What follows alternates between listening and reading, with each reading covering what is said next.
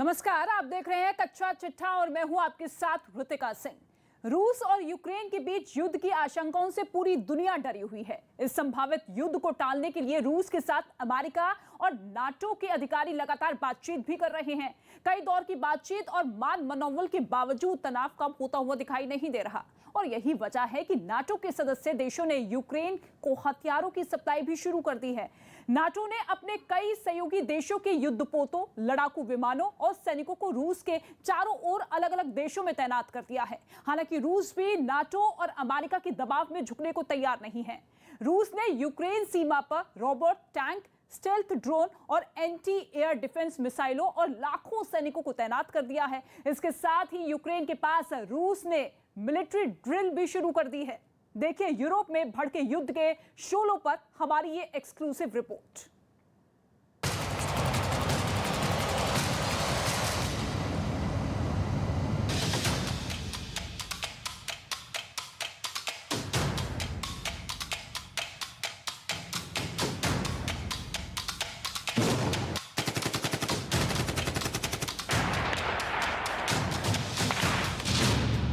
रूस की ताकतवर सेना हमले को तैयार। We in the UK will not hesitate to toughen our national sanctions against Russia in response to whatever President Putin may do.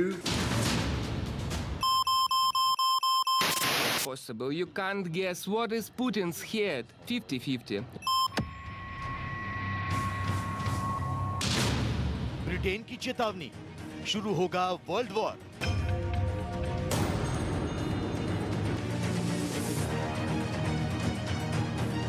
Are correct in one regard. We have been very clear and consistent about areas where diplomacy and dialogue may be fruitful and areas where we are sincerely and steadfastly. Ukraine कर पाएगा मुसीबतों का दरिया पार। Like a gun to the head of Ukraine, and we don't think that Ukraine should have to live with a loaded gun to its head.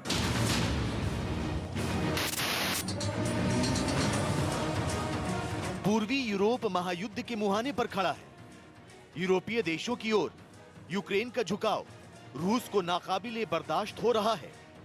America और यूरोपीय संघ के Ukraine के समर्थन में दिए जा रहे बयान पुतिन को रास नहीं आ रहे। ऊपर से नाटो की पूर्वी यूरोप में बढ़ती सैन्य मौजूदगी ने रूस का गुस्सा 7वें आसमान पर पहुंचा दिया है। यूक्रेन की सरकार ने एक रिपोर्ट जारी की है जिसके मुताबिक रूस के 1,27,000 सैनिक यूक्रेन की घेराबंदी कर चुके हैं। इनमें से 1,06,000 सैनिक जमीनी हमले के लिए तैयार हैं, जबकि 26,000 सैनिकों को समुद्र और आसमान से धावा बोलने के लिए मुस्तैद किया गया है। यही नहीं, रूस पूर्वी यूक्रेन में सक्रिय 35,000 विद्रोहियों का इस्तेमाल भी यूक्रेन की सरकार के खिलाफ कर सकता है। Как говорится, когда были такие факты, многих стали дискриминировать, кстати, в бывшем социалистическом, другие советские вузы. Но все-таки, Владимир Ильич. And what we currently see is a scenario of destabilization of Ukraine. And that scenario is certainly imminent. It's already taking place by spreading panic, by putting pressure on the Ukrainian financial system. America ने जैसे ही Europe में NATO सेना को मजबूत करने के लिए 8,500 अमेरिकी सैनिकों को अलर्ट पर रखा, तो एक दिन बाद ही रूस की सेना ने ऐलान कर दिया कि वो यूक्रेन के पास और क्राइमिया क्षेत्र के भीतर 6,000 सैनिकों को शामिल करते हुए युद्धाभ्यास कर रही है। रूसी रक्षा मंत्रालय के मुताबिक इस युद्धाभ्यास में लड़ाकू जेट, बम वर्षक विमान तो हिस्सा ले ही रहे हैं। काला सागर में जंगी जहाजों ने भी लाइव फायरिंग कर अपनी ताकत का मुजाहिरा पेश किया है। We agreed that we would respond in unison to any Russian attack on Ukraine. In unison, by imposing coordinated and severe economic sanctions, heavier than anything we have done before against Russia. And we agreed on the necessity of finalizing these measures as swiftly as possible in order to maximize their deterrent effect. We in the UK will not hesitate to toughen our national sanctions against Russia in response to whatever President Putin may do, and the House will soon hear more on this from my right honourable friend, the Foreign Secretary. We've already declassified compelling intelligence exposing Russian intent to install a puppet regime in Ukraine.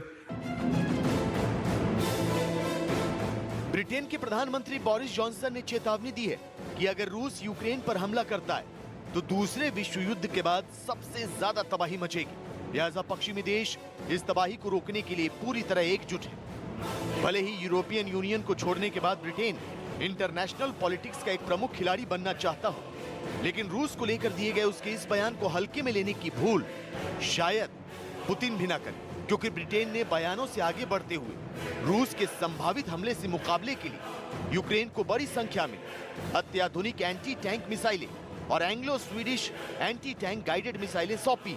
माना जा रहा है कि रूस की ओर से Ukraine की सीमा पर सबसे पहले टैंकों से हमला होगा, लिहाजा ब्रिटेन इस हमले को नाकाम करना चाहता है।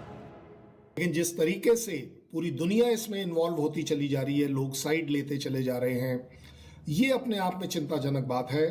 और न केवल उन दोनों देशों के लिए बल्कि इवन वर्ल्ड के लिए ये काफ़ी ख़राब सिचुएशन है।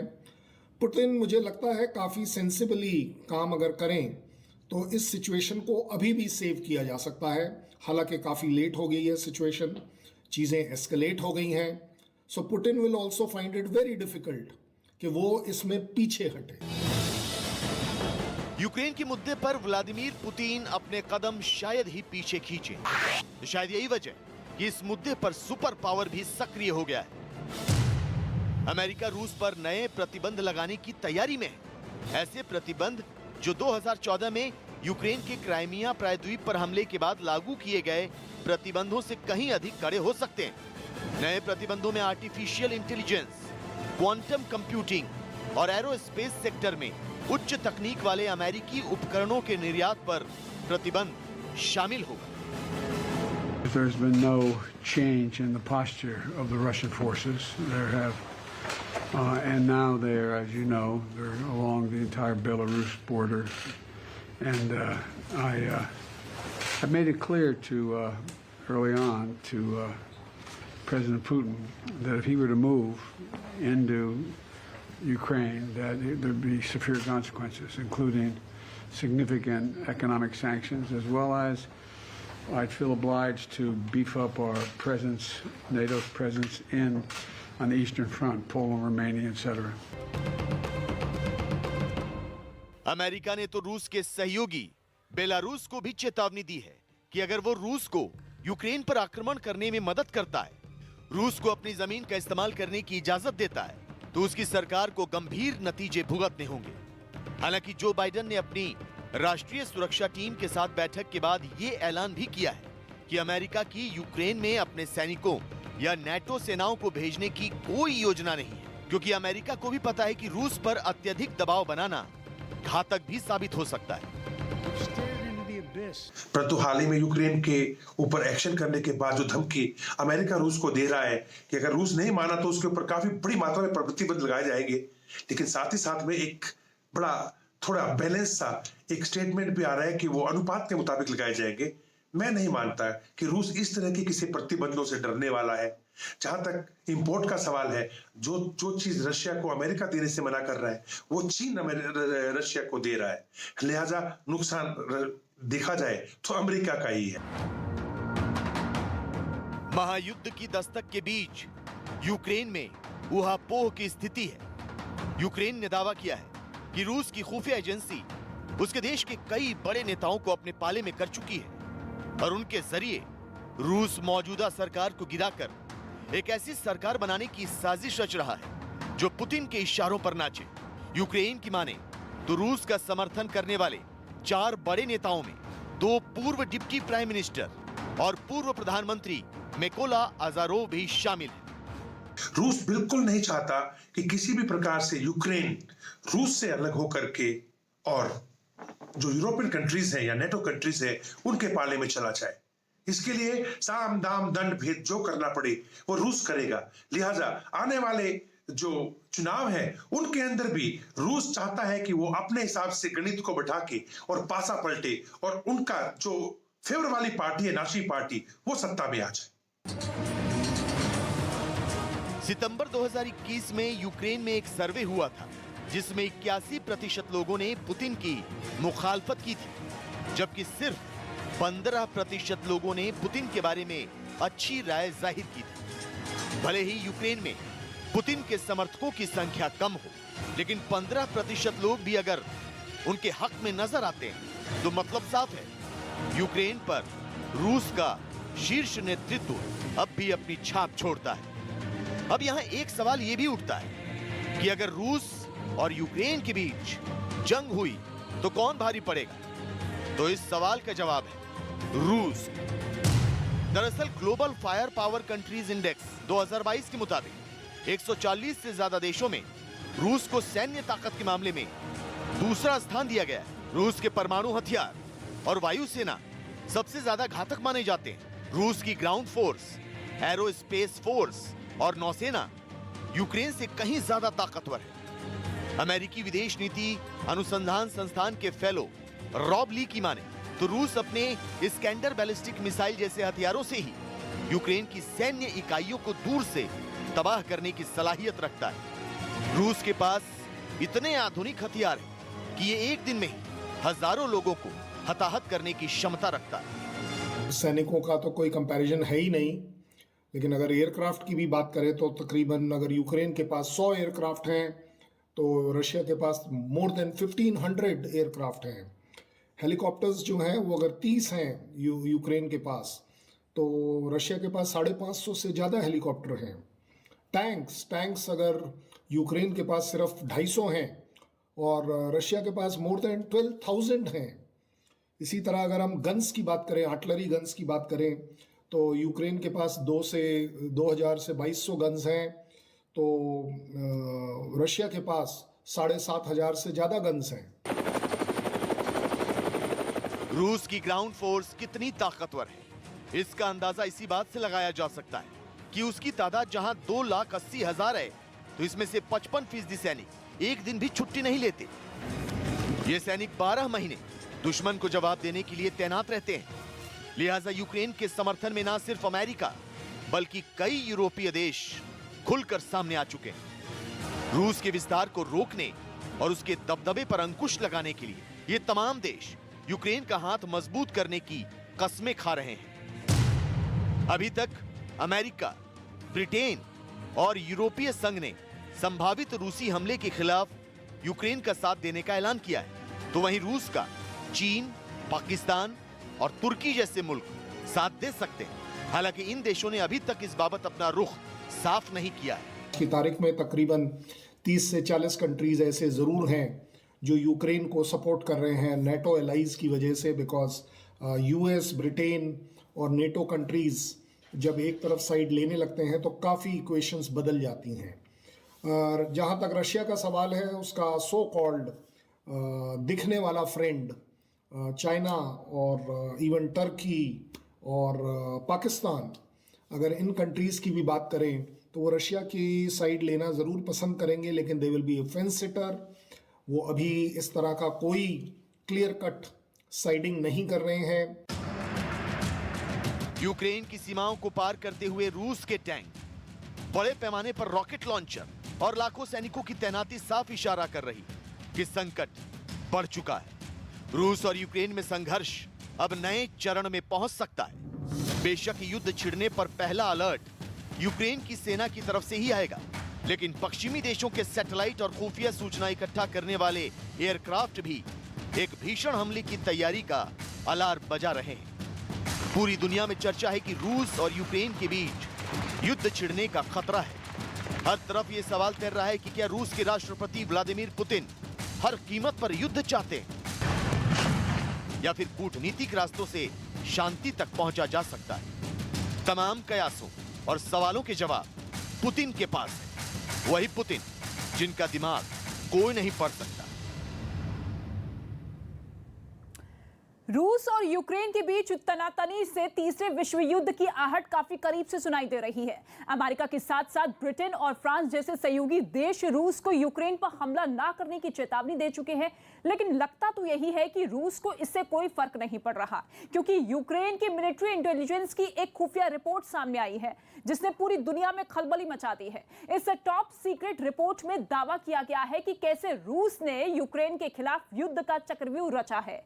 अगर जंग छिड़ी तो कैसे जल, थल और आकाश तीनों फ्रंट से बम बरसाने को तैयार है रूस। दावा तो यह भी किया गया है कि यूक्रेन की सीमा के पास रूस ने अपनी घातक मिसाइलें भी तैनात कर रखी है, जिसकी जद में यूक्रेन के सभी खुफिया ठिकाने हैं। यूक्रेन की मिलिट्री इंटेलिजेंस की टॉप सीक्रेट रिपोर्ट में और क्या-क्या सनसनीखेज खुलासे हुए हैं, जानने के लिए यह रिपोर्ट आप देखिए।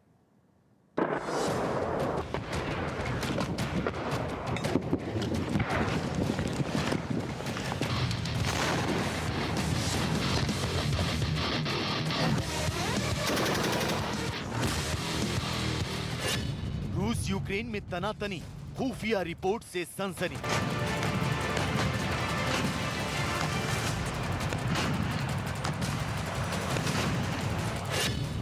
यूक्रेन सीमा पर रूसी गोला बारूद, नेटो से जंग अभी कितनी दूर है?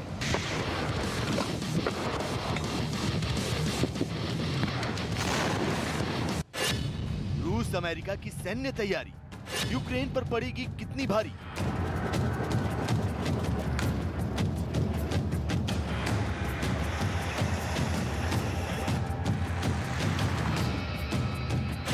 नेटो के अटैक का जवाब किस मिसाइल से देगा रूस?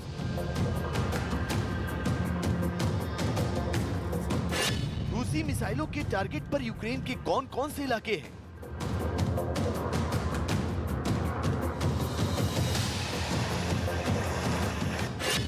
पश्चिमी सीमा पर रूसी तोपखाना तैयार होने का दावा।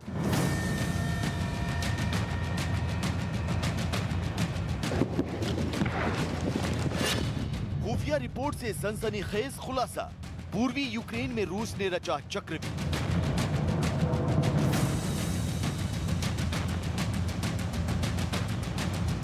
रूस और यूक्रेन के लाखों सैनिक सीमा पर भारी हथियारों के साथ आमने सामने हैं।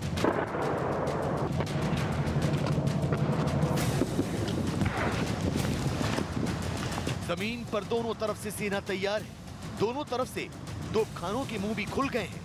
रूस की सेना रेडी है, अमेरिका की फौज भी तैयार है। रूस को घेरने के लिए नेटो सैनिकों ने भी मोर्चा संभाल लिया है। एयरफोर्स भी अलर्ट मोड पर है, फाइटर जेट भी बम बरसाने को तैयार है। बस अटैक के ग्रीन सिग्नल का इंतजार है।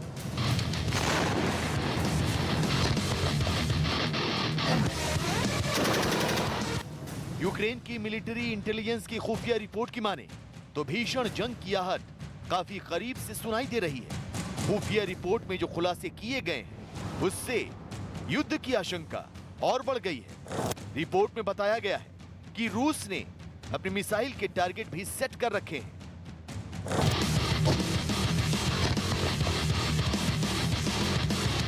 अगर जंग छिड़ी तो रूस ने युद्ध की तैयारी कितनी भारी की है, इसे सिलसिलेवार तरीके से मिलिट्री इंटेलिजेंस की खुफिया रिपोर्ट में बताया गया है।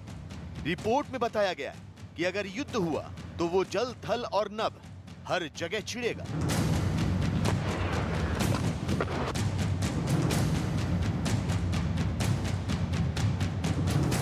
पुतिन ने मार्च-अप्रैल 2021 में बहुत बड़ा सैन्य जमावड़ा यूक्रेन के पूर्वी और मध्य किनारे केंद्रित किया था, लेकिन कुछ समय के बाद में वह अपने फोर्सेस को वापस ले आया।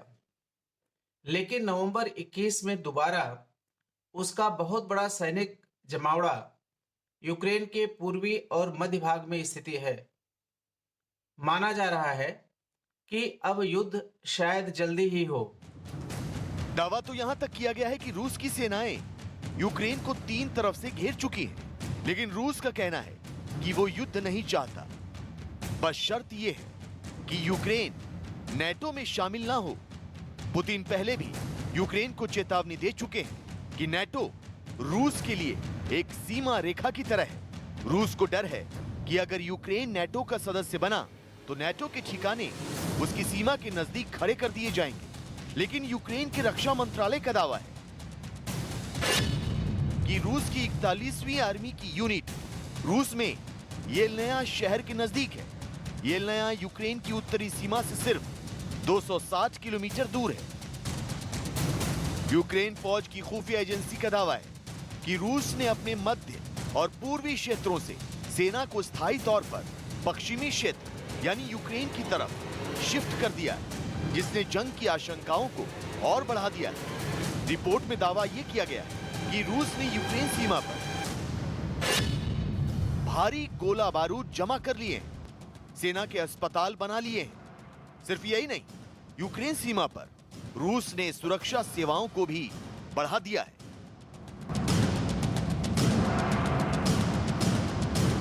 खुफिया रिपोर्ट में खुलासा यह किया गया है कि रूस की यह पहल आक्रामक अभियान की तैयारी की ओर इशारा करती है। अगर युद्ध होगा तो जाहिर है कि दोनों तरफ से सैनिकों का हताहत होना निश्चित है और ऐसी स्थिति में उनको मेडिकल केयर देने के लिए फॉरवर्ड एरिया में मिलिट्री हॉस्पिटल्स का होना जरूरी है। रूस का मिलिट्री हॉस्पिटल्स को आगे के इलाके में डिप्लॉयमेंट करना इसी की तरफ इशारा करता है। साथ ही साथ शुरुआती दौर पे जो जमावड़ा था वो शायद वेपन्स एंड इक्विपमेंट का था, लेकिन अब जब उसके साथ गोला और बारूद भी भेजा जा रहा है तो इससे स्पष्ट होता है कि शायद रूस की मंशा है कि वह इनका इस्तेमाल करके अपने मकसद के लिए आगे बढ़े।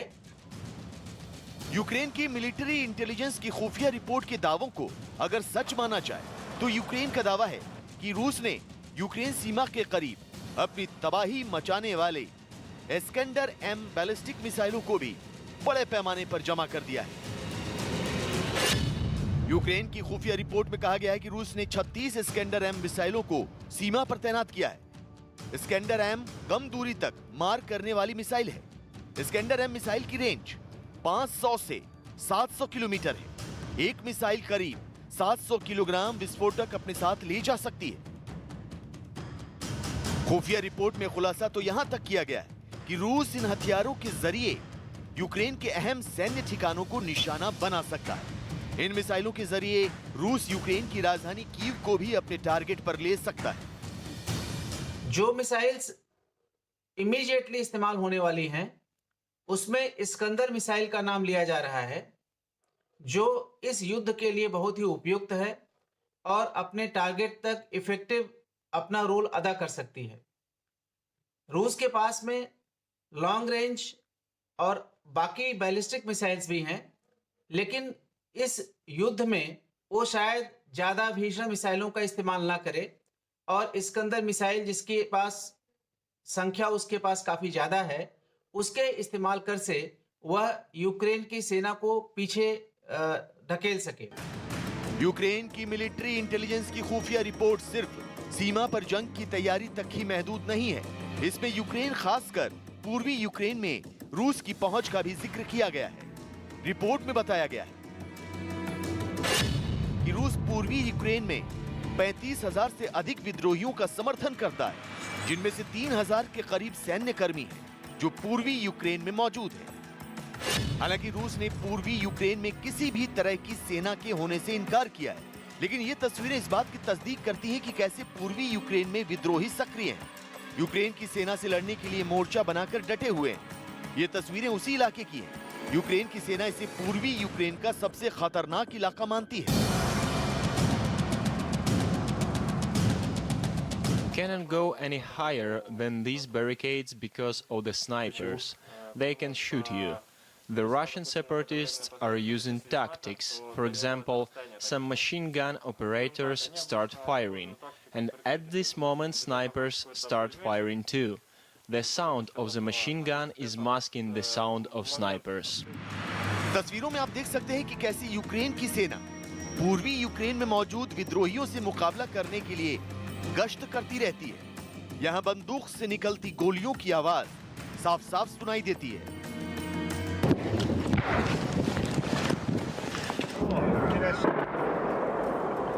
Clear who is firing. but it's probably separatists. We usually don't respond because they try and lure us, so ZNK use snipers. Ukraine का कहना है कि पूर्वी यूक्रेन का डोनबास साल 2014 से रूसी समर्थक अलगाववादी आंदोलन का सामना कर रहा है। यूक्रेन सरकार के मुताबिक विद्रोहियों को रूस से मदद भी मिलती है। हालांकि यूक्रेन सरकार और रूस समर्थित अलगाववादियों के बीच मिन्स्क शांति समझौते भी हो चुके हैं। पहला मिन्स्क समझौता सितंबर 2014 में बेलारूस में हुआ था, लेकिन जल्द ही यह समझौता टूट गया। एक साल बाद 2015 में फ्रांस और जर्मनी की मध्यस्थता में दूसरा मिन्स्क शांति समझौता हुआ, लेकिन अलगाववादियों ने अभी भी हथियार नहीं रखे। यूक्रेन के पूर्वी भाग में विद्रोही इसमें मौजूद हैं, लेकिन उनके पास निजी साधन ऐसे नहीं हैं कि वो गृह युद्ध की स्थिति में शामिल होकर जीत की तरफ देख सकें।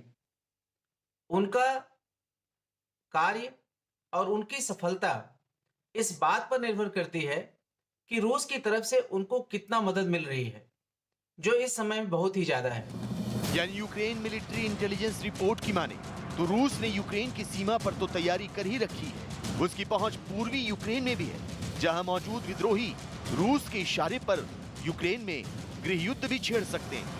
लेकिन जानकारों का कहना है कि अगर यूक्रेन नेटो से दूरी बना ले तो जंग को अभी भी टाला जा सकता है।